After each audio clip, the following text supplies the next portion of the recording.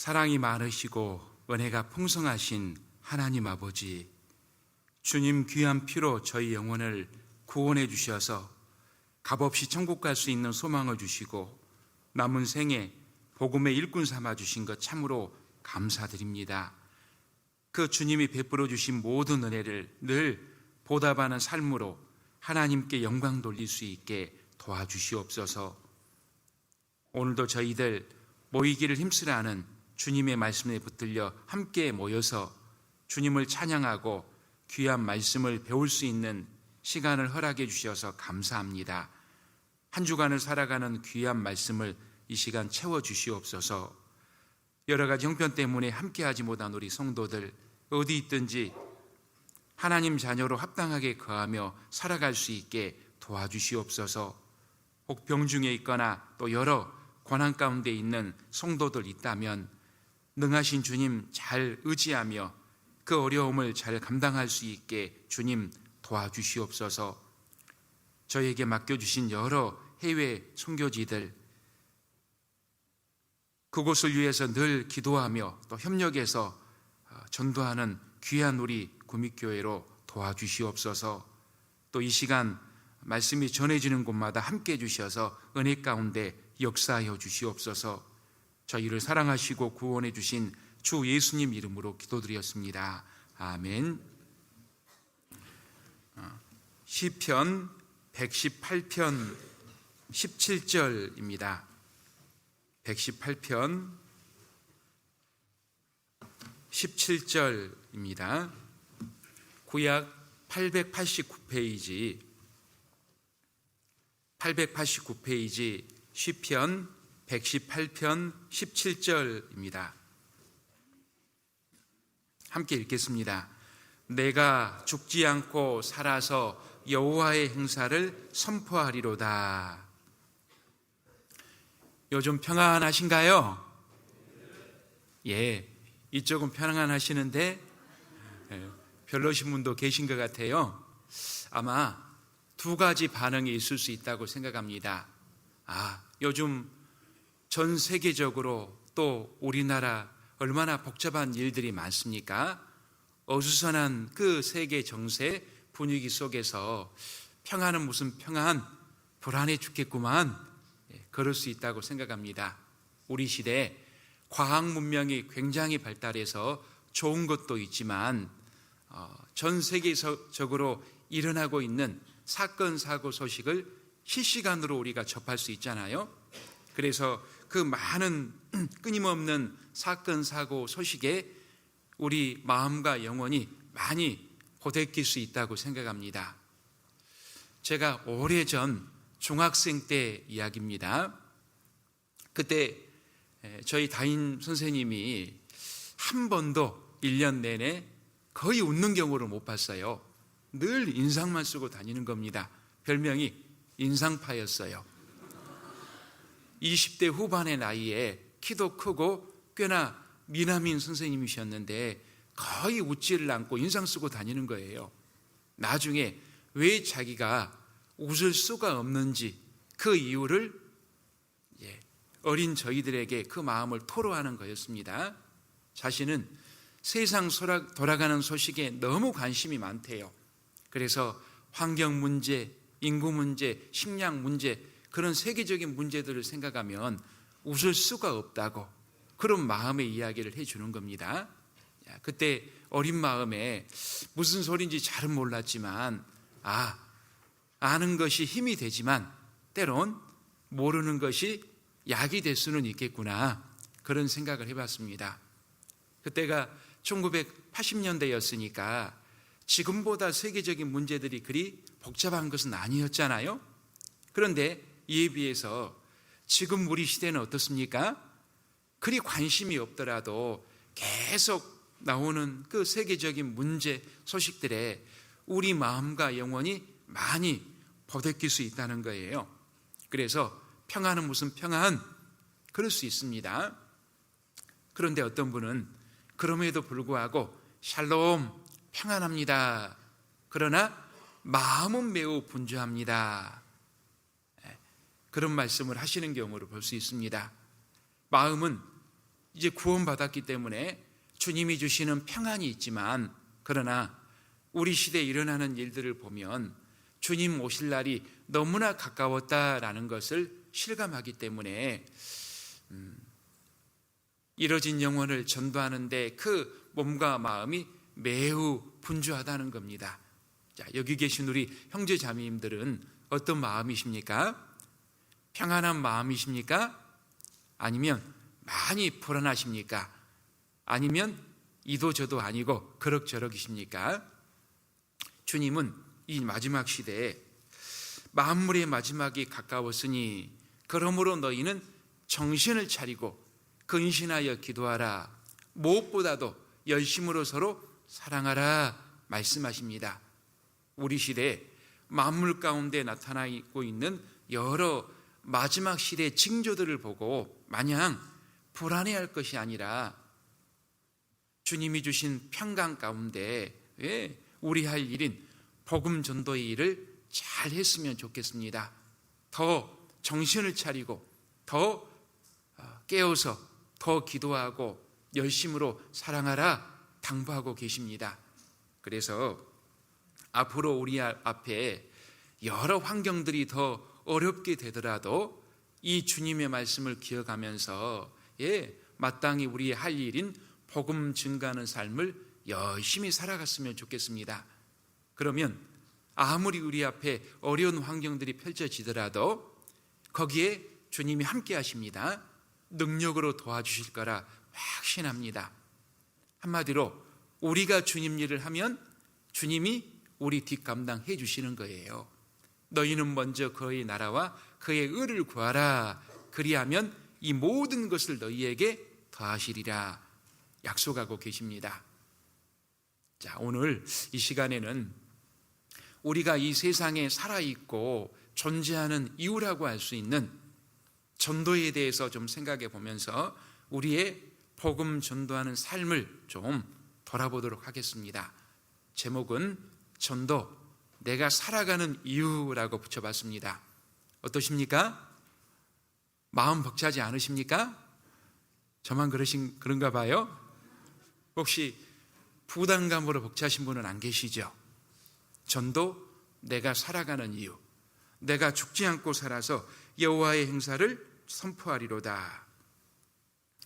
우리 구원받은 사람들의 모든 활동의 결정체가 바로 전도라고 할 수 있습니다. 그런데 내가 구원은 받았는데 전도하지 않는다, 전혀 내 삶에 전도가 없다 하는 것은 뭔가 철저히 잘못되는 거예요. 그 사람이 살아있고 존재하는 이유 자체를 잊어버린 거라고 할 수 있습니다. 경험적으로도 보면 구원받은 이후에 언제가 가장 가슴이 벅차고 뿌듯합니까? 큰 집으로 이사 갈 때입니까? 아니면 떡두꺼비 같은 내 자식이나 손주가 태어날 때입니까? 물론 그때도 뿌듯하겠지만 가장 뿌듯하고 벅차오를 때는 역시 전도할 때라고 할 수 있습니다. 저는 1년 중에 가장 기다려지는 때가 하계 수양회 때입니다. 왜 그럴까요? 전도 상담을 원 없이 하거든요. 육신적으로 보면 거의 한 달 내내 피곤하고 살이 쭉쭉 빠지지만, 그런데 전도 상담을 통해서 내가 이 세상에 살아있고 살아가는 이유를 여실히 일깨워지는 시기이기 때문에 그렇습니다. 하루 종일 상담을 하고 나서 저녁 마치는 기도를 할 때쯤 되면 얼마나 감사가 넘치는지 모릅니다. 주님, 더도 말고 덜도 말고 오늘만 같았으면 좋겠습니다. 그런 감사의 눈물이 절로 나옵니다. 비단 이것은 저뿐만이 아니라 우리 모든 전도를 해보시는 분의 그 마음 공감하실 겁니다. 제가 오래 살지는 않았지만 지금까지 살아오면서 전도할 때보다 더 마음에 큰 기쁨과 감격은 없었거든요. 마가복음 1장 35절에 보면 주님도 많은 전도를 하시고 또 이 마을 저 마을 다른 마을들로 이동하시면서 하신 말씀이, 우리가 다른 가까운 마을들로 가자. 거기서도 내가 전도하리니 내가 이를 위하여 왔노라 하시면서 정말 쉴 새 없이 이 마을 저 마을 다니면서 이 사람 저 사람에게 복음을 전하는, 말씀을 전하는 모습을 볼 수 있습니다. 왜? 이 세상에 오신 목적이 이뤄진 영혼을 전도하러 오셨기 때문에 쉴 틈이 없이 계속 전도하셨습니다. 그리고 주님의 가장 훌륭한 사도라고 할 수 있는 사도 바울도 마찬가지였습니다. 사도행전 20장 24절입니다.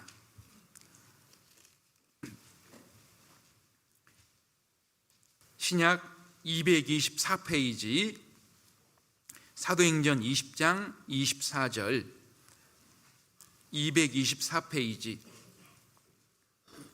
사도행전 20장 24절 함께 읽겠습니다. 나의 달려갈 길과 주 예수께 받은 사명 곧 하나님의 은혜의 복음 증가하는 일을 마치려 하면은 나의 생명을 조금도 귀한 것으로 여기지 아니하노라. 사도 바울은 자신이 이 세상을 살아가는 이유 자체가 하나님의 은혜의 복음 증가하는 일, 즉 전도다라고 여실히 밝히고 있는 그런 모습이에요. 그래서 바울은 내가 예수 그리스도와 그의 십자가에 못 박힌 것 외에는 아무것도 알지 아니하기로 작정하였노라. 오직 내가 살아가는 이유 자체가 복음 증가하는 일이기 때문에 그것을 위해 살아가는 것 외에는 아무것도 하지 않고 오로지 그 삶에 전념하겠다 결심하는 모습도 볼 수 있습니다. 그래서 사도행전의 거의 대부분이 이런 바울의 목숨을 담보로 한 복음 전도의 여정을 담고 있습니다. 그런데 그 사도행전의 마지막은 마치는 형식이 아니라 계속 진행형으로 끝난다라는 것을 잘 알고 계실 겁니다. 왜일까요? 사도행전은 2000년 전에 기록이 되고 끝이 난 것이 아니라 사도행전이 기록된 이후 근 2000년 동안 역시 우리 그리스도인에 의해서 계속 쓰여졌고 지금도 쓰여지고 있기 때문에 그렇습니다. 그러면 그 사도행전의 후편이라고 할 수 있는 복음 전도의 행전, 그 내용은 무엇일까요? 역시 우리 그리스도인의 목숨을 담보로 한 복음 전도의 여정입니다. 나의 달려갈 길과 주 예수께 받은 사명, 곧 하나님의 은혜의 복음 증가하는 일을 마치려 하면은 나의 생명을 조금도 귀한 것으로 여기지 아니하노라. 우리 중에 감히 이 복음 전도의 행전의 후편에 한 페이지를 장식할 사람은 몇 명이나 될까요? 감히 우리 각 개개인은 명함도 못 내밀 겁니다. 그러나 우리 개개인은 약하고 할 수 없지만 우리 교회는 할 수 있습니다. 우리 교회 모든 성도님들이 사랑으로 하나가 되어서 복음을 위해 희생하고 헌신하고 전도하는 그 하나하나의 역사가 하나님의 복음 전도의 행정 가운데 귀히 기록이 되고 있다는 겁니다. 나는 할 수 없지만 우리가 사랑으로 하나 되는 그곳에 주님이 역사하시기 때문에 그렇습니다. 그래서 지금 여러 가지 어려운 환경들이 있더라도 우리가 마음의 각오를 하고 사도행전의 후편이라고 할 수 있는 이 복음 전도의 행전의 한 페이지를 함께 잘 써갔으면 좋겠습니다. 너무나 감사하게도 그 대망의 마무리를 우리 시대 우리에게 하나님이 맡기신 것이 분명하잖아요. 그래서 함께 하나 된 가운데 그 대미를 잘 장식했으면 좋겠습니다. 성경 다음으로 많이 팔린 기독교 고전 명작으로 철로 역정을 들 수 있습니다. 한 구도자가 구원을 받고 천성에 이르는 과정을 아주 교훈적으로 잘 표현한 책입니다. 안 읽으신 분들은 한번 읽어보세요. 그 저자는 존 버년이라고 하는 우리의 믿음의 선진입니다. 그는 땜장의 신분으로 복음을 전하는 사람이었습니다. 어느 날 그가 무자격증 설교자라는 죄목으로 체포를 당했어요. 이제 그를 잡은 군인이 당신 자격증이 없이는 설교할 수 없다는 걸 몰랐어? 따지니까 존 버년이 말하기를 자격증이라고 하는 것은 사람이 만든 제도에 불과합니다. 구원받은 사람은 누구나가 다 복음을 전하고 말씀을 전할 수 있지 않습니까? 다시 또 군인이 말하기를 당신은 충분히 내가 오기 전에 도망칠 수 있는 시간이 있었는데 왜 순순히 붙잡혀서? 하니까 또 존 버년이 말하기를 내가 만약 도망쳤다면 내게서 복음을 전해받은 많은 사람들도 도망갔을 거고 그들은 부끄러운 그리스도인으로 남았을 거예요. 그리고 내가 죽는 한이 있어도 다른 사람의 영혼을 살려야 한다 각오를 했기 때문에 도망가지 않았어. 그걸 듣고 군인이 뭔가를 골똘히 생각하더니 그에게 제안을 합니다. 당신이 만약 지금이라도 나는 다시는 설교하지 않겠다 맹세를 한다면 내가 풀어주겠다. 버년이 뭐라고 했을까요? 생각할 여지도 없이 나는 지금 즉시 풀려난다고 해도 계속 전도와 설교를 할 거예요. 또 다시 한번 군인이 이제 마지막이다. 사도를 포기하라. 그럼 풀어주겠다. 이번에도 존 버년이 생각할 것도 없이 나는 지금 풀려난다고 해도 계속 전도와 설교를 하겠어. 당신은 죽는 것이 두렵겠지만 내게 죽음이라고 하는 것은 소망이요 하고 몸의 자유보다 마음의 자유를 선택합니다. 그렇게 그는 그에 대한 대가로 13년이라는 긴 세월을 습한 감옥에서 살아야만 했습니다. 그리고 그런데 거기서 탄생한 것이 기독교 불후의 명작 철로 역정입니다. 자, 우리도 마찬가지입니다. 우리에게 목숨이 붙어 있는 한 복음 전도의 소식을 담대히 외쳐야 하죠. 왜입니까? 그것이 바로 하나님이 내게 생명을 허락하시고 내가 살아가는 이유, 살아있는 목적이기 때문에 그렇습니다. 그래서 여러 어려운 환경들, 상황들이 있더라도 우리가 살아가는 이유인 복음 전도를 위해서 끝까지 최선을 다하는 삶이 되어야 하겠습니다. 오늘 그를 위해서 우리에게 꼭 필요한 것들, 세부적으로 중요한 것들 3가지 정도로 좀 살펴보겠습니다. 3종 세트를 준비했습니다. 자, 첫 번째, 생활의 본입니다. 두 번째, 간절한 기도입니다. 세 번째, 부지런한 발입니다.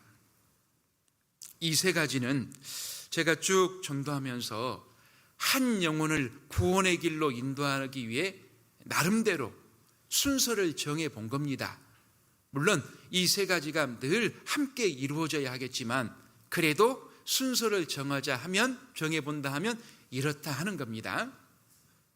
먼저 전도를 하자면 가장 선행 조건이 전도를 하는 그분이 하나님과의 관계가 늘 올바로 유지되어야 합니다. 왜냐하면 우리는 주님을 전하는 통로이자 대사 사신이기 때문에 내가 여러 가지 이유로 하나님과의 관계가 막혀 있다면 주님이 올바로 전해질 수가 없는 거예요. 물을 전달하는 호수가 있는데 중간에 막혀 보십시오. 물이 전해지지가 않은 거예요. 바로 내가 주님을 전하는 통로인 겁니다. 여러 가지 이유 때문에 내가 막혀 있다면 주님이 제대로 전해지지 않습니다. 자녀를 교육할 때도 자녀 교육을 100%로 잡는다면 먼저 부모의 본이 되는 삶이 무려 80%를 차지한다라고 이야기합니다. 그래서 먼저 이제 구원받지 못한 사람을 주님께로 인도하려면 전도하고자 하는 사람이 정말 구원받은 사람처럼 살아가야 한다는 거예요. 아유, 저 사람 말이나 못하면 말은 잘하네. 그러면 안 된다는 거예요. 자, 그리고 다음으로 전도는 궁극적으로 하나님께서 그 영혼의 마음문을 열어주시고 구원받게 해주셔야 가능하기 때문에 하나님이 역사해 주시기를 간절히 기도하고 의지하는 것이 필요합니다. 그것이 바로 전도를 위한 간절한 기도예요. 얼마나 사람들의 마음이 강팍합니까? 복음을 방해하는 마귀는 우리보다 능력이 출중해요. 그 마귀가 방해하고 있는데 우리 능력으로는 안 되는 겁니다. 그러나 마귀도 하나님 손바닥 위에요. 그 하나님의 전능하신 능력을 힘입는 것이 바로 기도입니다.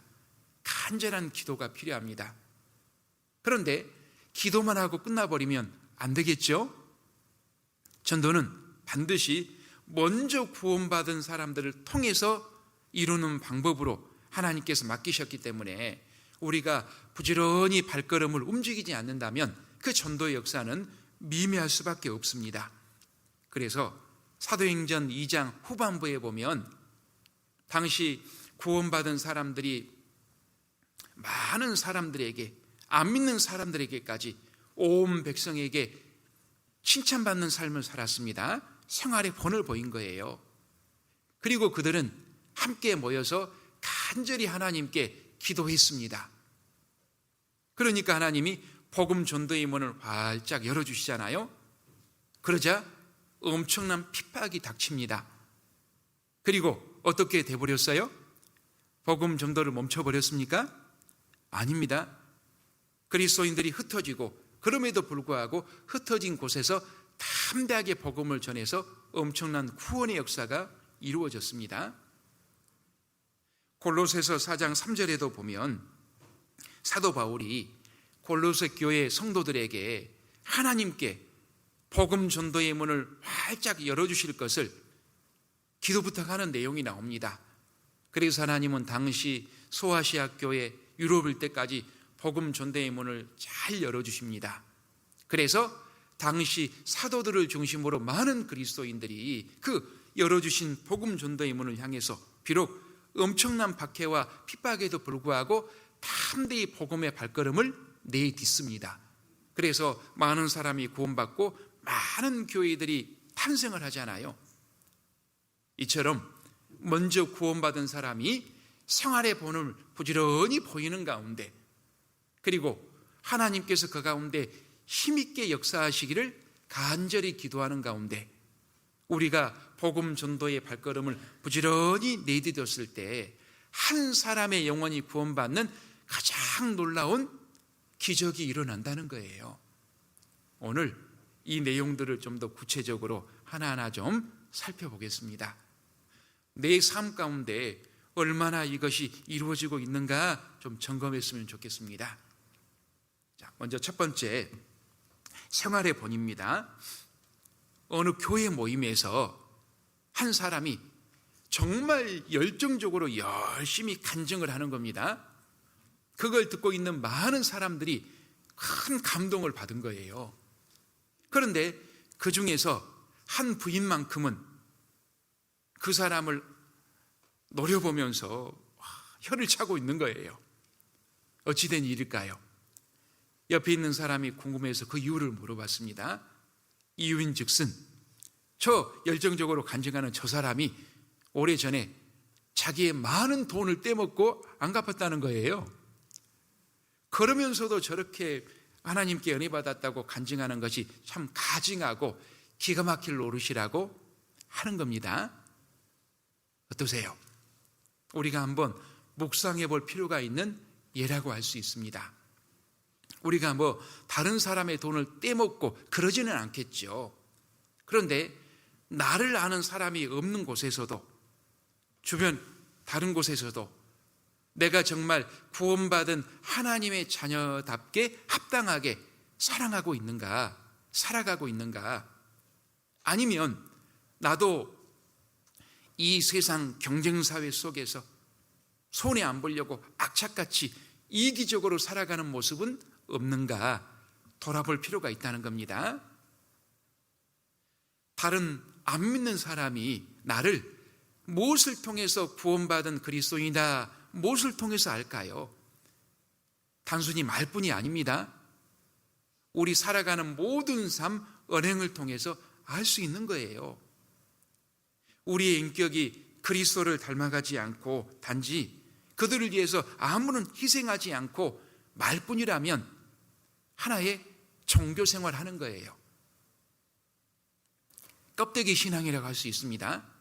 아유, 저 사람 말이나 못하면, 한번 생각해 보세요. 어느 날 누군가가 말씀을 들으러 딱 교회당 뒤편 들어왔는데 나를 보더니 갑자기 인상이 싹 변해요. 그리고 다음부터 말씀 들으러 다음날 안 와요. 그럴 사람이 있습니까? 그런 상황들이 꽤 있습니다.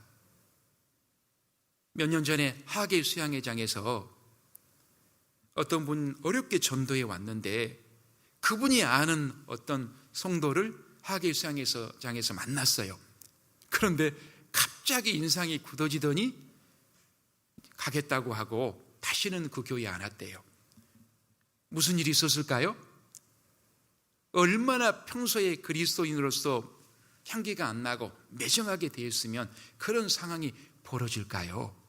한번 생각해 보세요. 야, 누군가가 왔을 때 나를 보고 다시는 교회 안 올 수 있는 사람이 있을까? 예, 있다면 빨리 고쳐야죠. 자, 그렇다면 지금 우리의 모습은 어떻습니까? 혹시 구원은 받았지만 아유, 인간인지라, 너무나 연약한 인간인지라 하면서 내 죄를 합리화시키면서 구별되지 못하게 살아가는 그 모습, 죄가 있지는 않습니까? 자, 그런데 우리가 알아야 할 것은 내가 변하지 않으면 이뤄진 영혼들이 변화될 수가 없는 거예요. 왜냐하면 나는 그리스도를 전하는 통로이기 때문에 내가 여러 가지 이유 때문에 죄로 내가 막혀 있다면 주님이 나를 통해 제대로 전해질 수가 없는 겁니다. 우리가 주님의 일꾼, 복음의 사신으로 살아가고 있는데 그것을 방해하고 막고 있는 죄로는 무엇이 있습니까? 내가 올 한 해 동안 주님의 자녀로 살아가고 있는데 항상 내 신앙의 발목을 잡고 끌어내리고 있는 죄로는 무엇이 있습니까? 주님은 그것을 끊고 버리라 말씀하시고 끊고 버리기 위해 죄와 싸우되 피 흘리기까지 싸우라 말씀하십니다. 인간인지라 요즘 다 그래요. 너희가 사람끼리 비교하는 것은 지혜가 아니다 말씀하십니다. 우리의 기준은 말씀이에요. 그런데 자꾸 내가 말씀을 접하지 않고 세상의 것을 많이 접하기 때문에 요즘 궁금하면 뭐에 물어봐요? 성경에 물어봅니까? 유튜브에 물어봅니까? 네이버에 물어보십니까? 우리 그리스도인들조차도 내 삶의 기준, 가치관이 많은 부분 세상이 되고 있다는 거예요. 내가 무엇을 가까이 하고 무엇을 많이 접하느냐, 내 기준과 가치관이 거기에 돼버리는 거예요. 우리의 영원한 기준, 가치관은 말씀입니다. 마침 말씀에 비춰봤을 때 잘못된 것이 아직도 너무나 많죠. 주님은 그것을 끊고 버리기 위해 피 흘리기까지 싸우라, 합리화시키지 말고 피 흘리기까지 싸우라 말씀하십니다. 히브리서 12장입니다. 4절.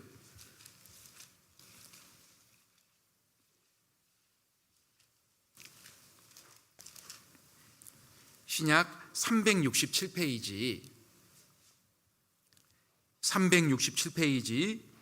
히브리서 12장 4절입니다.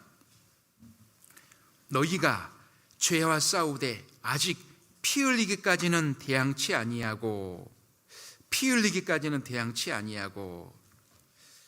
구원받은 사람들이 죄와 합당치 않은 것들과 싸워야 하는데 피 흘리기까지 악착같이 싸우지 않기 때문에 매번 그 죄에 넘어지고 똑같은 죄를 반복할 수 있다는 거예요. 우리는 그리스도 예수의 군사들, 군인들입니다. 군인이 전쟁에 나가 싸울 때 그 싸움에서 이기려면 어떻게 해야 합니까? 피 흘리기까지 필사적으로 죽기 살기로 싸워도 이길까 말까 합니다. 우리도 매일 마귀와의 끊임없는 영적 전쟁을 치르고 있습니다. 그런데 우리 대적 마귀는 나의 약점을 너무나 잘 알고 있어요. 계속 내가 넘어지기 쉽고 짓기 쉬운 그 부분을 향해서 공격해 옵니다. 어떻게 하면 좋을까요? 주님은 주님을 의지해서 피 흘리기까지 싸우라 말씀하십니다. 주님이 도와주실 것이니까 주님 의지해서 끝까지 피 흘리기까지 싸우라. 그런데 만약 우리가 그런 마귀의 유혹에 대항치 않고 순순히 그냥 항복해버리고 넘어진다, 그 대가로 오는 것이 징계잖아요. 그 말씀을 여기 5절에서 13절까지 하고 계십니다. 6절 말씀, 6절 함께 읽겠습니다.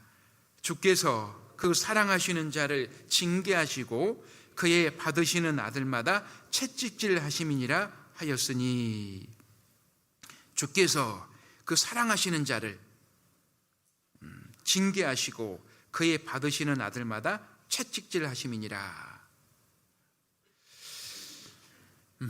죄와 싸우되 끝까지 대항하고 피 흘리기까지 싸우지 않기 때문에 주님으로부터, 아버지로부터 징계, 채찍, 회초리, 사랑의 매가 더해진다는 거예요.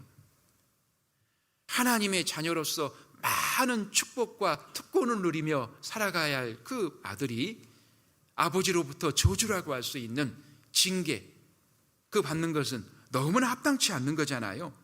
또 그런 사람이 하나님 아버지의 가장 중요한 일이라고 할 수 있는 복음 증거의 일 제대로 할 수 있겠습니까? 이 세상에서도 자기 앞가림도 못하는 자식에게 아버지의 가장 중요한 일을 맡기는 아버지는 없잖아요. 아무리 아들이 내가 해본다고 해도 그 일은 100% 실패로 끝날 거예요.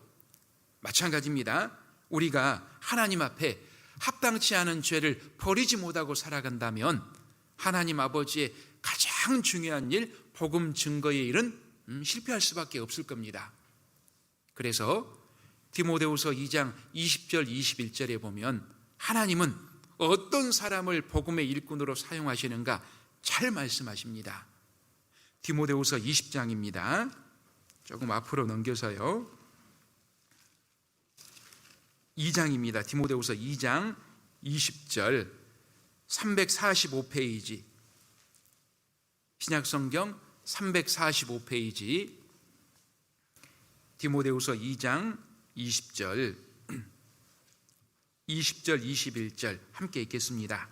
큰 집에는 금과 은의 그릇이 있을 뿐 아니요 나무와 질그릇도 있어 귀 쓰는 것도 있고 천이 쓰는 것도 있나니, 그러므로 누구든지 이런 것에서 자기를 깨끗하게 하면 귀 쓰는 그릇이 되어 거룩하고 주인의 쓰심에 합당하며 모든 선한 일에 예비함이 되리라. 큰 집에는 주님 몸된 교회라고 할 수 있어요. 자, 이 말씀의 주제가 뭘까요? 1번 금그릇이 되자, 2번 깨끗한 그릇이 되자. 몇 번입니까?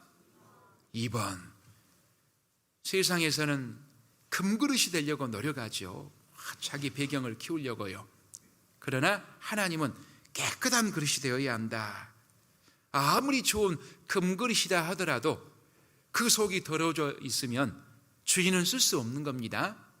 반면에 하찮은 질그릇, 나무 그릇이다 하더라도 그 속이 깨끗이 씻어져 있으면 주인은 바로 그 그릇을 쓰는 거예요.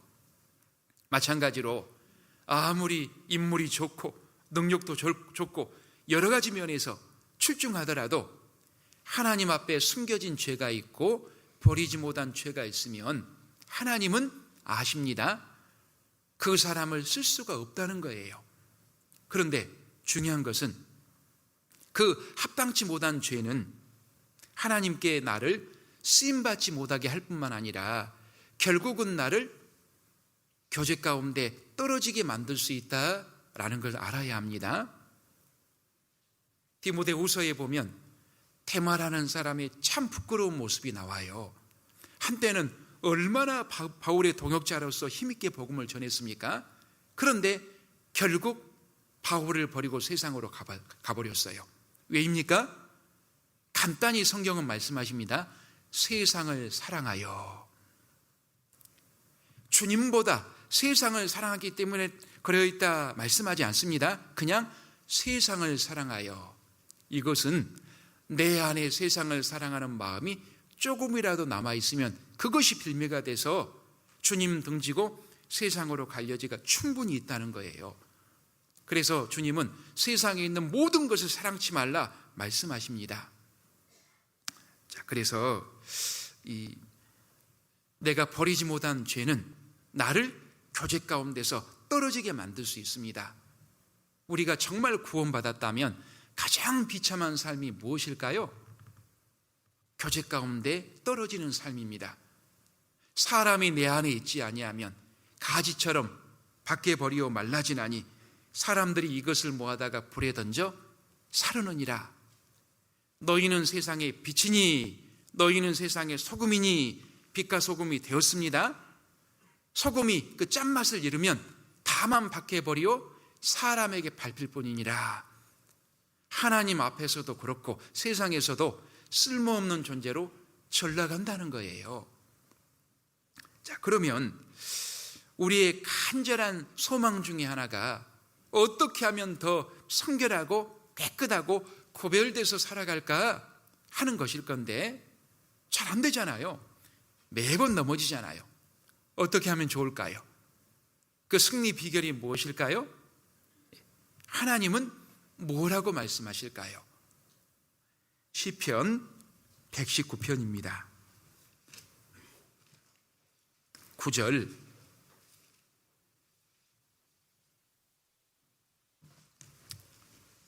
구약 889페이지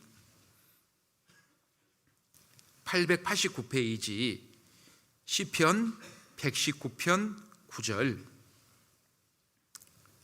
청년이 무엇으로 그 행실을 깨끗게 하리이까? 함께 읽겠습니다. 주의 말씀을 따라 삼갈 것이니이다. 육신의 정욕이 가장 강하게 왕성하게 일어날 시기가 언제입니까? 청년의 때잖아요. 그 청년의 시기조차도 행실을 깨끗하게 제어할 수 있는 그 방법이 무엇이냐? 무엇을 통해서요? 주의 말씀을 따라 삼갈 것이니이다. 말씀의 힘은 전능하신 힘입니다. 나를 지옥 갈 운명에서 살린 그 말씀이 내 생활 또한 구별시키고 변화시킬 수 있다라는 겁니다. 그래서 이 소중한 말씀을 어떻게 해야 할까요? 11절입니다. 함께 읽겠습니다. 내가 주께 범죄치 아니하려 하여 주의 말씀을 내 마음에 두었나이다. 주의 말씀을 어디에요? 가방 속에요? 스마트폰에요? 내 마음에 두었나이다. 늘 말씀을 듣고 읽고 묵상함을 통해서 그 말씀을 내 마음판에 확실히 새기는 겁니다. 말씀이 내 마음판에 새겨질 때 내 삶의 규진이 말씀이 되는 거예요. 그리고 말씀을 계속 닮아갈 수 있습니다. 어떠세요? 성경 읽기 잘하고 계십니까? 마무리해야 될 시점이 다가오고 있습니다. 콩나물 시루 아시죠? 우리 젊은 분들은 잘 모를 거예요. 콩나물을 키우는 그릇입니다. 큰 시루가 있는데, 그런데 그 아래를 보면 숭숭숭 뚫려 있어요. 물을 주면 다 빠져나가 버립니다. 어떻게 콩나물이 클 수 있을까? 해도 콩나물을 이제 키우기 위해서 물을 계속 주지 않으면 콩나물이 다 시들어 버립니다. 물이 계속 빠져나가더라도 하루에도 여러 번 물을 주는 그 반복된 작업을 통해서 콩나물이 자라는 거예요. 이것이 바로 우리 개인 신앙 성장의 원리이자 우리가 죄와 싸워서 승리할 수 있는 비결이라고 할 수 있습니다. 개인적으로 꾸준히 성경을 읽고 그리고 주일날, 수요일날 각 모임 때마다 계속 말씀을 듣는 가운데 어느덧 그 말씀이 가랑비에 옷 젖는다라는 말처럼 그 말씀이 마음에 새겨지는 겁니다. 그리고 그 말씀이 내 생활을 변화시켜요. 성장시킵니다. 그리고 내 신앙이 자란 만큼 죄와 마귀와 싸워 이길 수 있는 힘이 길러지는 거예요. 그래서 개인적으로 성경을 꼭 읽어야 합니다. 내 신앙이 성장하는데 큰 힘이 되는 거예요. 그리고 말씀을 개인적으로 읽을 뿐만 아니라 온 성도들과 함께 부지런히 교회에 나와서 말씀을 배우는 것이 필요합니다. 우리 혼자 말씀을 배우고 익히는 것은 많은 한계적인 부분이 있습니다. 내 수준을 극복할 수 없습니다. 그래서 성경은 능히 모든 성도와 함께 지식이 넘치는 그리스도의 사랑을 알아가라 말씀하십니다. 믿음의 가정인 교회에서 온 성도들과 함께 말씀을 부지런히 배웠을 때 지식이 넘치는 주님의 사랑을 알아갈 수 있는 거예요. 그래서 주일 말씀뿐만 아니라 수요 말씀도 교회에 나와서 꼭 함께 배우는 것이 필요합니다. 수요 말씀 어떻습니까? 수년 전에 한 형제님이 이런 말씀 하시더라고요. 어떤 분의 신앙 정도를 좀 판별해 보려면 그분이 수요 말씀을 교회에 나와서 듣는가 안 듣는가 그걸 보면 알 수 있대요. 많은 공감이 되었습니다. 어떠세요? 많은 어떤 형편 때문에 나는 못 들어 계속 미루고 있고 교회에 나와서 듣지 못하는 그런 일들이 많지는 않습니까? 우리가 이런 말 하잖아요. 다 먹고 살고자 하는 건데 아무리 바빠도 그래서 내 식사는 꼭 챙겨 먹으려고 해요. 육신의 양식도 그렇습니다. 더 중요한 영의 양식은 어떨까요? 우리가 생각을 하고 마음을 두면 아무리 바빠도 말씀을 챙겨 들을 수 있는 거예요. 저는 교회에서 말씀을 가장 많이 접하고 있는 전도인입니다. 그런데 저도 만약에 주일 말씀만 듣고 말아버린다면 정말 신앙에 힘이 없을 거예요. 그래서 제 개인 신앙을 위해서라도 수요 말씀 꼭 챙겨 들으려고 노력합니다. 쉽게 말하면 주일 말씀을 듣고 교회당 문 열고 나갈 때 몇 프로 잊어버려요? 한 30% 잊어버린 것 같아요. 식사하고 집에 가려고 차를 타면요 또 20% 더 잊어버려요. 그렇게 하루 이틀 생활하다가 말씀이 바닥나는 시점이 바로 수요일이라는 거예요. 그날 저녁에 와서 온 성도들과 함께 말씀을 들었을 때 남은 이제 주일까지 잘 승리하는 신앙생활을 할 수 있는 것 같습니다. 그런데 만약 그렇지 않고 주일 말씀만 듣고 말아버린다면 많은 부분 이 세상에서 넘어지고 막 얻어 터지고 다음 주일날 올 확률이 많다고 생각합니다. 자, 그래서 아무리 바쁘셔도 꼭 수요일날 교회에 나오셔서 온 성도들과 함께 수요 말씀을 들었으면 좋겠습니다. 대체적으로 말씀에 대한 열정이 있는 분들이 전도에 대한 열정으로 그대로 이어지기 때문에 우리 개인의 신앙 성장을 위해서도 그렇고 또 온 교회가 함께 힘있게 전도하기 위해서 꼭 수요 말씀을 함께 들었으면 좋겠습니다. 대개 교회들을 보면 그 교회가 어느 정도 성숙, 성장의 궤도에 정상적으로 가고 있다. 그 교회를 보면 주일 말씀 대비 수요 말씀의 참석자가 70%가 넘습니다. 우리 구미교회는 어떨까요? 예를 들어서 주일날 400명 참석한다. 70% 280명, 300명은 넘어야 합니다. 잘하고 계시죠? 잘하고 계시리라 믿습니다. 자, 이처럼 우리가 말씀에 붙들려 살아갈 때 죄와 싸워 이길 수 있는 힘이 길러지는 겁니다. 그리고 내 생활이 변하게 돼요. 내 생활이 변한 만큼 이뤄진 영혼들에게 향기로 전해져서 그들을 주님께 인도하는 촉매자 역할을 할 수 있는 거예요. 그래서 생활의 본, 가장 먼저 힘써야 할 부분이라고 할 수 있습니다. 그리고 두 번째, 간절한 기도입니다. 역대하 16장입니다. 9절, 역대하 16장 9절.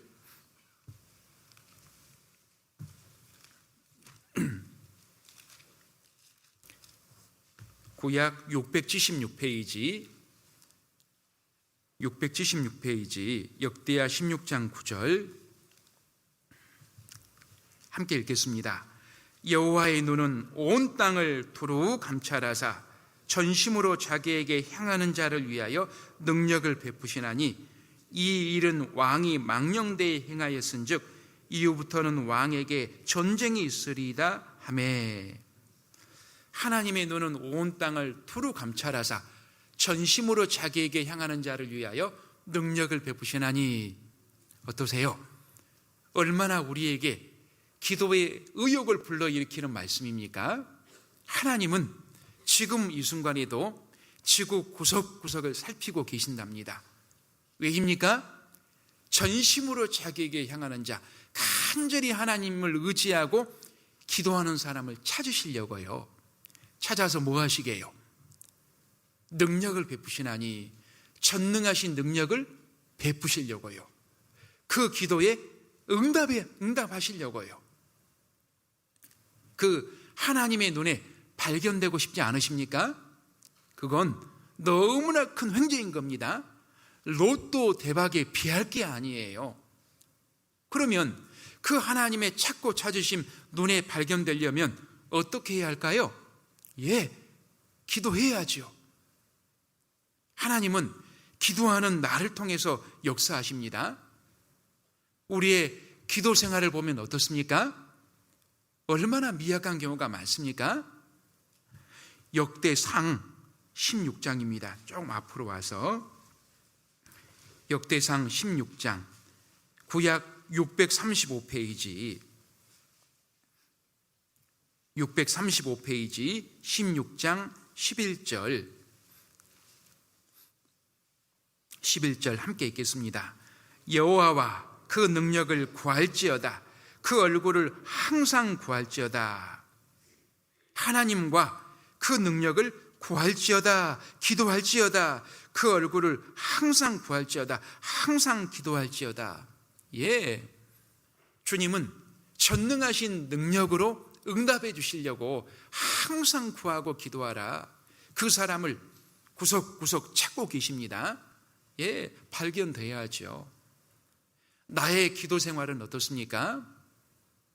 기도하지 않는 사람을 하나님 앞에 정말 교만한 사람이라고 합니다. 왜 그럴까요? 그 마음에 내 힘으로 능력으로 얼마든지 할 수 있어. 나는 하나님이 도와주지 않아도 내 힘으로 할 수 있어. 그게 마음에 깔려 있기 때문에 기도하지 않는 거예요. 기도는 전능하신 하나님의 능력을 이 세상에 끌어내는 방법입니다. 내가 주님을 의지하는 가장 첫 번째 표현이 기도예요. 근데 그거 기도를 하지 않는다? 주님 의지하지 않는 거예요. 왜요? 자기 힘으로 할 수 있다는 생각이 깔려 있기 때문에요. 하나님은 바로 기도하는 나를 통해서 역사하십니다. 과거 광복 이후에 있었던 일입니다. 이제 어떤 교회에 한 무시간 목사가 부임을 해왔습니다. 그런데 그 목사는 유시간 설교는 못하지만 교회는 날로 부흥이 되는 거예요. 그러던 어느 날 연마을에 미국에서 오랫동안 공부해 왔던 유시간 목사님이 부임을 해왔습니다. 많은 사람들이 훨씬 더 빨리 교회가 부흥할 거다 예상을 했습니다. 그런데 설교도 잘하고 유식하고 모든 면에서 뛰어났지만 별로 교회가 부흥하지 않는 거예요. 어느 날 유시간 목사가 자존심을 버리고 무시가 목사를 찾아와서 교회 부흥 비결을 물어봤습니다. 그러니까 무시가 목사가 겸손하게 이런 대답을 해줬대요. 예, 목사님, 저는 비록 유시간 설교는 못하지만 대부분의 시간을 강단에서나 지하실에서 하나님께 엎드려 기도하고 있습니다. 그 비결은 바로 간절한 기도입니다. 이야기했습니다. 이 예화를 접하면서 저도 많은 공감이 되었습니다. 저도 이전 교회들을 목회하면서 기도의 중요성을 체험하는 많은 시간들이 있었습니다. 저를 보면 너무나 부족하고 연약하지만 그래도 이 교회 목회를 하면서 많이 힘쓰고 노력한 부분이 바로 교회 성도님들과 또 이뤄진 영혼들을 위한 기도였다고 생각합니다. 그래서 실제로 제가 성도님들을 위한 기도 많이 하면 할수록 그분들의 신앙에 힘을 얻고 세워지는 모습을 많이 봤습니다. 그런데 제가 기도하는 시간이 적어지면 적어질수록 성도님들도 힘을 잃는 모습을 많이 지켜봤습니다. 그러면서 제 개인적으로는 과거 사무엘 선지자가 내가 이스라엘 백성들을 위해서 기도하지 않는 죄를 범치 않겠다 각오했던 것처럼 저도 우리 교회 성도님들을 위해서 기도하지 않는 그 죄, 하나님 그 죄를 범치 않도록 해주십시오. 그런 기도를 많이 했습니다. 그러면서 주님이 가르쳐 주신 것이 있다면 목회는 바로 무릎으로 하는 거구나 많이 배웠습니다. 자, 그리고 영혼 전도를 위한 기도도 신방을 할 때마다요 영혼을 전도하기 위해서 기도가 얼마나 중요한지를 많이 실감하고 있습니다. 저는 얼굴도 모르고 기도하고 여러 성도님들의 기도 힘을 얻고 방문을 하는데 많은 부분 이미 하나님이 작업을 해 놓으신 거예요. 그 마음문을 열어놓고 부드럽게 해 놓으신 그런 경험들을 많이 하고 있습니다. 이게 무슨 힘일까요? 무슨 역사일까요? 야고보서 5장입니다. 16절 신약 376페이지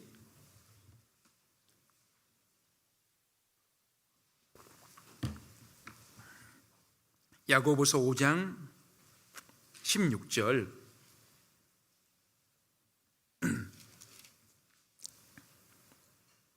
이러므로 너희 죄를 서로 고하며 병 낫기를 위하여 서로 기도하라. 함께 읽겠습니다. 의인의 간구는 역사하는 힘이 많으니라. 엘리야는 우리와 성정이 같은 사람이로되 저가 비 오지 않기를 간절히 기도한즉 3년 6개월 동안 땅에 비가 아니오고 다시 기도한즉 하늘이 비를 주고 땅이 열매를 내었느니라. 과거 구약 시대에 믿음의 선진이었던 엘리야 그 한 사람이 기도했을 때 3년 6개월 동안 비가 오지 않다가 또 비 오기를 기도했을 때 3년 6개월 만에 비가 내린 것처럼 이처럼 믿음의 간구는 간절한 기도는 역사하는 힘이 뭐라고요? 많으니라. 믿음의 간구는 역사하는 힘이 의인의 간구는 역사하는 힘이 많으니라.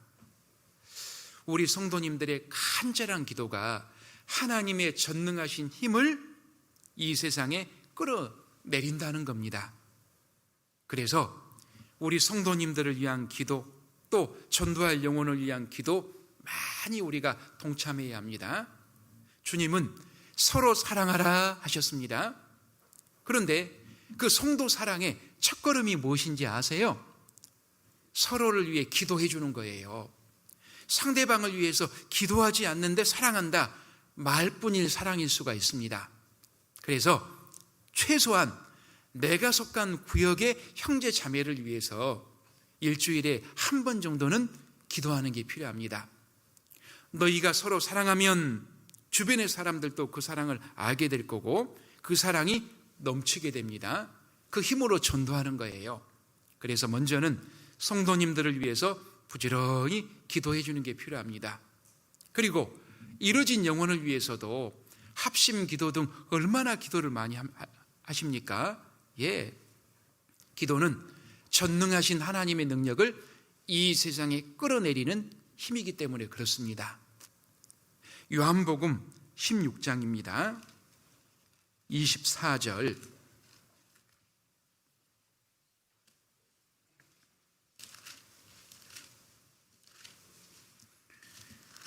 요한복음 16장 24절.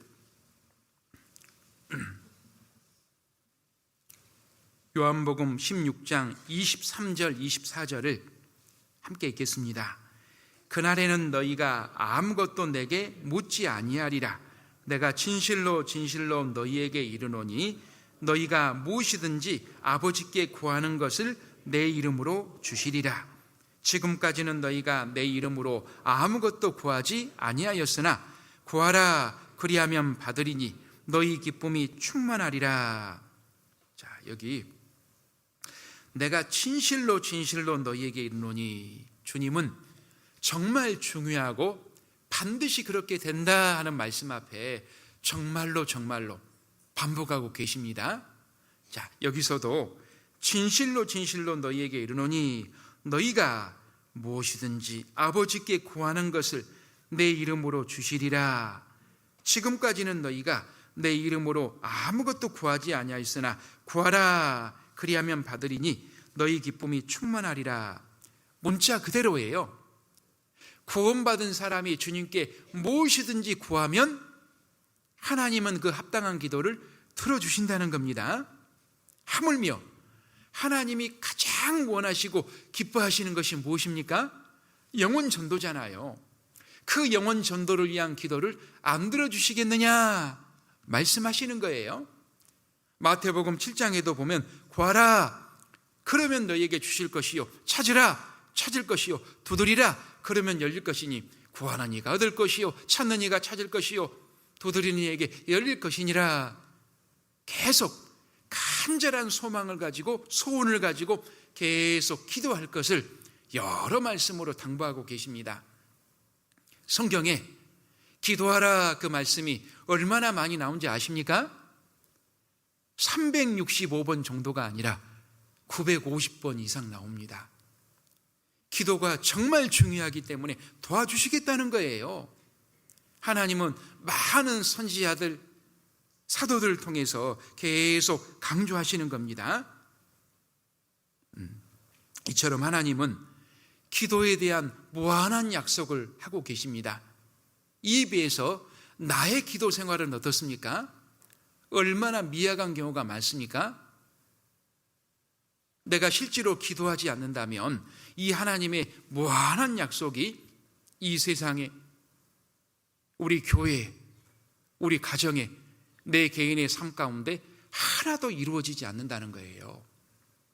자, 그런데 이 기도의 능력을 우리보다 훨씬 더 잘하는 존재가 있습니다. 누굴까요? 하나님의 역사를 막는 마귀, 사탄 마귀입니다. 마귀는 기도만큼 두려워하는 거 없다 그러죠? 예.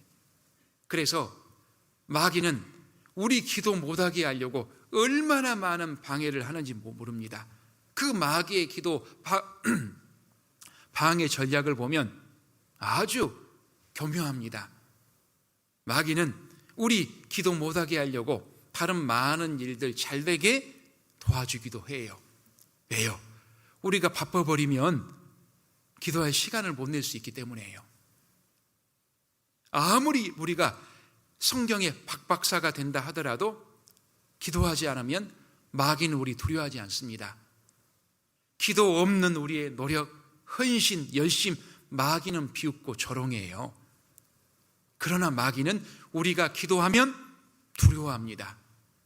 주님은 마귀를 대적하라 그리하면 그가 너희를 피하리라 말씀하시는데, 우리가 마귀를 대적할 수 있는 가장 적극적인 방법이 무엇일까요? 기도하는 거예요. 그런데 우리는 기도하지 않습니다. 다 아는데 너무 기도하지 않아요. 전도는 하는 데 있어서 한 사람의 영혼을 건지는 성공의 길이 바로 눈앞에 있는데도 우리가 기도하지 않기 때문에 빼앗기고 그 실패의 그림자가 늘 우리를 따라다닌다고 할 수 있어요. 그래서 과거 주님이 겟세마네 동산에서 늘 어떤 때는 밤이 맞도록 또 땀방울이 핏방울이 되도록 간절히 하나님께 기도하신 것처럼 우리도 나만의 겟세마네 동산에서 기도에 힘쓰는 삶을 살아가야 하겠습니다. 기도를 항상 힘쓰고 기도에 감사함으로 깨어 있으라. 그래서 기도 안 하셨던 분들 먼저 나를 위한 기도부터 시작하십시오. 자기 자신을 위해서요. 그리고 자기 자신 기도에 익숙하신 분들은 기도의 영역을 확장해야 합니다. 다른 분들을 위해서, 교회를 위해서, 세계 선교를 위해서 기도 영역을 계속 늘리고 확장하는 것이 필요합니다. 기도를 항상 힘쓰고 기도에 감사함으로 깨어 있으라. 두 번째, 간절한 기도입니다. 마지막 세 번째, 부지런한 발입니다. 로마서 10장 15절입니다. 로마서 10장 15절.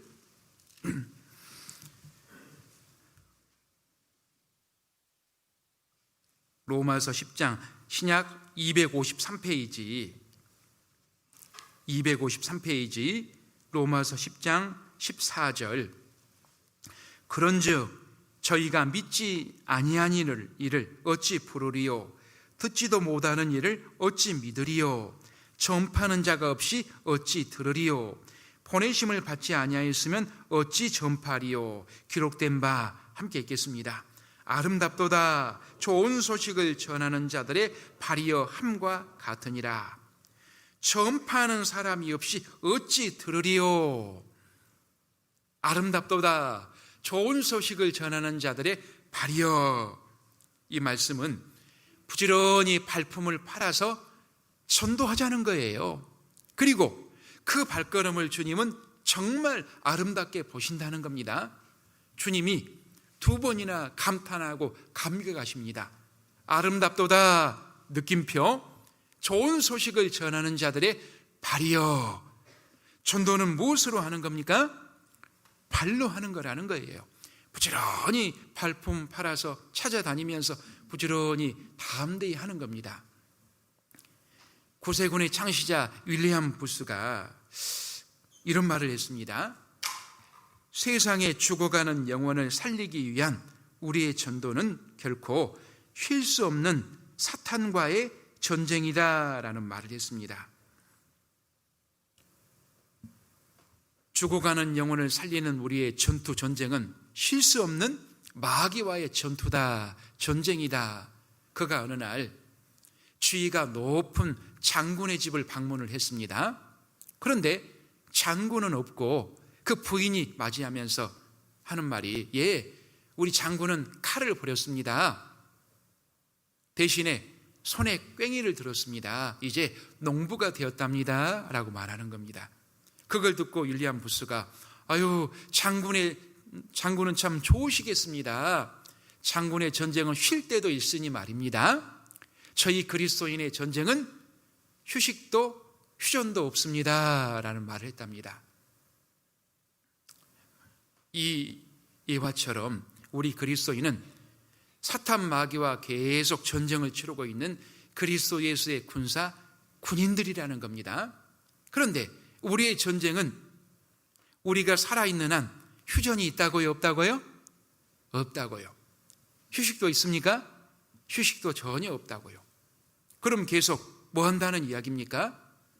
우리 생명이 붙어있는 한 마귀와의 계속 전쟁을 치르고 있다는 거예요. 어떤 전쟁일까요? 한 영혼을 얻어서 천국에 보내느냐, 빼앗겨서 지옥에 보내느냐, 필사적인 영적인 전쟁 중이라는 거예요. 만약에 군사인 우리가 그 전쟁에서 조금이라도 나태한 마음을 먹고 그 전쟁에 소홀히 치러버린다면, 쉬어버린다면 무슨 일이 벌어질까요? 이번에 좀 쉬지 뭐, 지난번에 열심히 했으니까 무슨 일이 벌어질까요? 실제로 하나님이 내게 맡겨주신 그 영혼이 지옥에 가는 끔찍한 일이 벌어진다는 거예요. 그 중에는 내 사랑하는 남편이 있을 수 있고, 사랑하는 아내가, 사랑하는 자식이 있을 수 있습니다. 한번 생각해 보세요. 내 사랑하는 가족이 지옥으로 떨어지는 그 모습을, 끌려가는 모습을 내 두 눈으로 볼 수만 있다면 어느 누가 그걸 보고만 있겠습니까? 울부짖으면서 가로막고 외칠 거예요. 그 가로막는, 울부짖는 외침이 뭐냐? 담대히 복음의 발걸음을 움직이는 행위라고 할 수 있어요. 아름답도다 좋은 소식을 전하는 자들의 발이여. 주님도 이 세상에 오셔서 그 일을 정말 많이 행하셨습니다. 마가복음 1장입니다. 35절.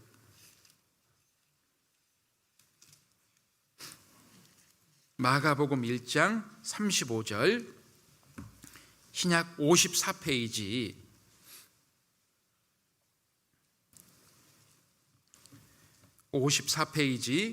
마가복음 1장 35절. 새벽 오히려 미명에 예수께서 일어나 나가 한적한 곳으로 가사 거기서 기도하시더니 시몬과 및 그와 함께 있는 자들이 예수의 뒤를 따라가 만나서 가로되 모든 사람이 주를 찾나이다. 이르시되 우리가 다른 가까운 마을들로 가자. 거기서도 전도하리니 내가 이를 위하여 왔노라 하시고, 이에 온 갈릴리에 다니시며 저희 여러 회당에서 전도하시고 또 귀신들을 내어 쫓으시더라. 주님은 이 일이 있기 전날에도 열심히 병을 고치시고 전도하셨습니다. 그리고 다음날 아침 일찍 일어나셔서 한적한 곳에 가서 기도하셨습니다. 무엇을 기도하셨을까요? 이뤄진 영혼을 위해서 간절히 기도하셨을 겁니다. 그리고 제자들을 비롯해서 많은 주님 일꾼을 주실 것을, 세워주실 것을 기도하셨을 겁니다. 추수할 것은 많되 일꾼이 적으니 하셨잖아요. 그런 기도를 간절히 하나님께 드린 후에 이제 제자들에게 가서 우리가 다른 가까운 마을들로 가자. 거기서도 전도하리니 내가 이를 위하여 왔노라 하시고 온 갈릴리를 두루 다니시면서 전도하셨습니다. 주님은 우리 구원의 주님이실 뿐만 아니라 구원받은 우리가 구원받은 이후에 어떤 삶을 살아가야 할 것인가 아주 올바른 본을 보여주고 계십니다. 그 주님이 우리에게도 말씀하실 거예요. 내가 너희에게 본을 보여준 것처럼 너희도 하나님께 간절히 기도한 후에 그리고 다른 가까운 마을들로 가라. 그리고 거기서도 전도하거라. 이를 위해서 내가 너희를 구원시켜놓으라. 어떠세요? 주님의 그 음성이 들리십니까? 들려야 합니다. 영적인 눈이 띄어져야 되고 영적인 귀가 열려야 합니다. 나 전도하지 마. 다시는 나 찾아오지 마. 아닙니다. 그건 육신의 모습이고요. 그 영혼은 나 좀 제발 살려줘. 나 포기하지 마. 영적인 소리를 하고 있는 거예요. 육신의 소리에 속아서는 안 됩니다. 주님은 그 소리, 그 음성을 들으셨어요. 그렇게 쉴 새 없이 이 마을, 저 마을, 온 갈릴리를 향해서 전도하시는 주님의 모습을 제자들은 직접 지켜봤습니다. 함께 동참했습니다. 그들이 나중에 주님이 부활 승천하신 이후에 어떤 삶을 살았을까요? 주님께 배운 그대로의 삶을 살았습니다. 그 내용이 사도행전이에요. 사도행전 5장입니다. 12절.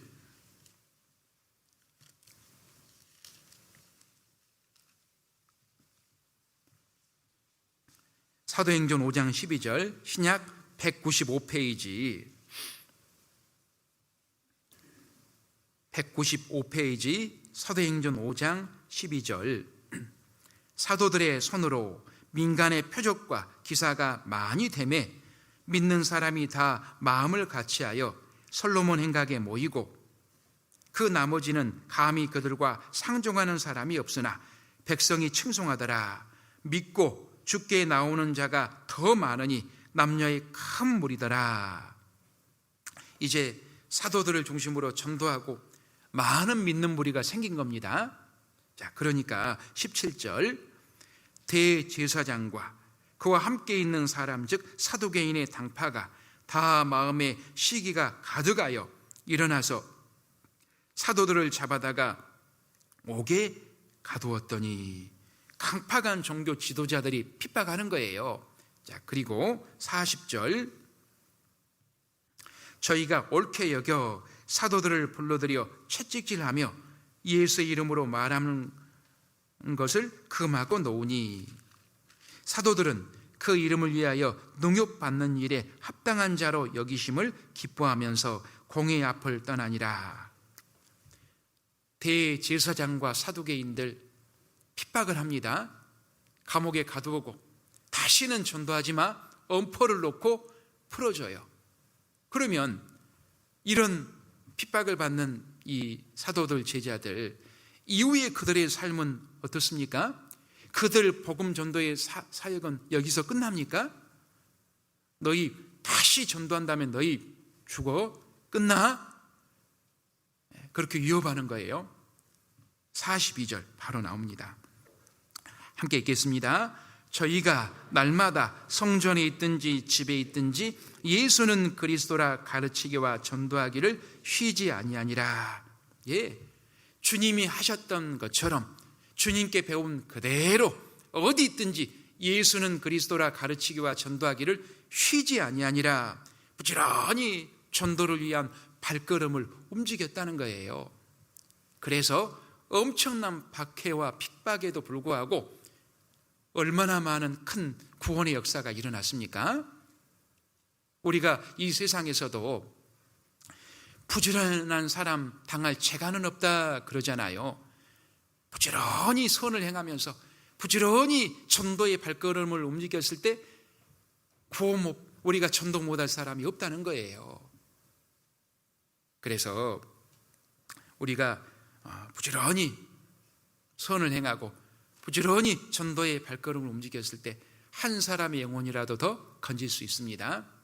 신방을 할 때마다 가슴 깊이 느껴지는 것은 내가 조금이라도 발품을 팔면 한 영혼이라도 더 건질 수 있을 건데 얼마나 느껴지는지 모릅니다. 왜일까요? 내가 간절히 기도하고 담대히 발걸음을 움직이는 가운데 주님이 역사하시기 때문에 그렇습니다. 주님이 감격하셨잖아요. 그리고 그 마음은 열어주시는 거예요. 영화 신들러 리스트의 마지막 장면 잘 아시죠? 이제 자신의 많은 재산을 들여서 마지막 아우슈비츠 수용소 가기 직전이었던 유대인들 1000명 넘게 건짐을 받습니다. 독일이 패방하고 신들러가 자신의 공장문을 닫고 떠나려고 하니까 그 건짐을 받은 많은 사람들이 감사의 표시로 반진을 하나 해줍니다. 그때 신들러가 자신이 타고 갈 차를 가리키면서 내가 저 차를 팔았다면 적어도 10명은 더 살릴 수 있었을 건데, 자기 배지 이거 금이니까 내가 이거 팔았다면 적어도 2명은 더 건질 수 있었을 건데 내가 안 한 거야, 내가 안 한 거야. 흐느끼는 장면이 큰 감동을 줍니다. 자, 그 모습은 우리가 사랑하는 사람들이 구원받지 못하고 죽었을 때 지옥 가는 거죠. 땅을 치며 후회하는 우리의 흐느낌이 아닐까요? 내가 조금만 더, 한 번만 더 권면했다라면 좋았을 건데, 내가 조금만 더 담대했다라면 좋았을 건데, 내가 가지고 있는 돈, 물질을 들여서 조금만 더 그 마음문을 열었으면 좋았을 건데 내가 안 한 거야, 내가 안 한 거야. 많은 후회가 앞설 겁니다. 그런 후회가 조금이라도 더 적으려면 어떻게 해야 할까요? 왜? 아름답도다 좋은 소식을 전하는 자들의 발이여, 때를 얻든지 못 얻든지 항상 힘쓰라는 그 말씀을 마음에 붙들고 부지런히 전도의 발걸음을 움직이는 겁니다.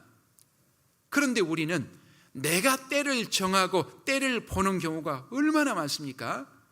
이번에는 아니구나. 아닙니다. 내가 할 일은 주님 의지해서 때를 얻든지 못 얻든지 계속 힘쓰는 거고, 때를 주시고 만나게 하시는 분은 하나님입니다. 이번이 주님이 주신 때였는데 내가 힘쓰지 않아서 이번에 구원 못 받을 수 있거든요. 얼마나 한탄할 노릇입니까? 그래서 우리는 부지런히 때를 얻든지 못 얻든지 항상 복음 전도를 해야 할 겁니다. 자, 오늘 내가 살아가는 이유인 전도를 위해서 꼭 필요한 거 3가지로 살펴봤습니다. 첫 번째가 무엇입니까? 생활의 본. 두 번째는요, 간절한 기도. 세 번째는요, 부지런한 발. 이 3가지를 가지고 끝까지 전도하는 우리 믿음의 일꾼의 구미교회가 되었으면 좋겠습니다. 그렇게 하시게요? 기도하겠습니다. 하나님 감사합니다. 저희들을 구원해 주시고 또 복음의 일꾼 삼아 주신 것 참으로 감사드립니다. 주님의 마음으로 간절히 영혼을 사랑하는 마음으로 끝까지 복음을 전하는 우리 삶이 되기를 원합니다. 그를 위해서 주님 닮아가는 삶으로 하나님 영광을 드러내고 또 능력의 주님을 간절히 의지하는 기도하는 가운데 끝까지 포기하지 않고 복음의 발걸음을 내딛는 우리 삶이 되게 도와주시옵소서. 그래서 저에게 맡겨주신 영혼 한 영혼이라도 더 건지는 귀한 삶으로 인도해 주시옵소서. 우리 구미교회 담임 목사님을 중심으로 그 일을 풍성히 하는 귀한 일꾼의 교회로 더욱 도와주시옵소서. 저희를 사랑하시고 구원해 주신 주 예수님 이름으로 기도드렸습니다. 아멘.